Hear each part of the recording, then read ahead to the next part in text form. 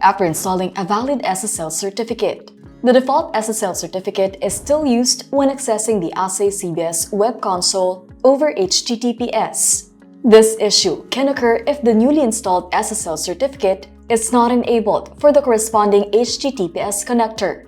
To resolve the issue, ensure that the SSL certificate setting for the affected HTTPS connector is currently configured.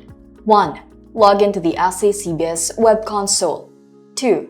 Under System Settings, select Basic, then General. 3. Select the corresponding HTTPS connector under Connectors. And 4. Ensure that the correct SSL certificate is selected under the SSL certificate setting. If you want to learn how to secure your business and personal data, hit like, subscribe, and turn on notifications for more Ahsay backup tips and insights.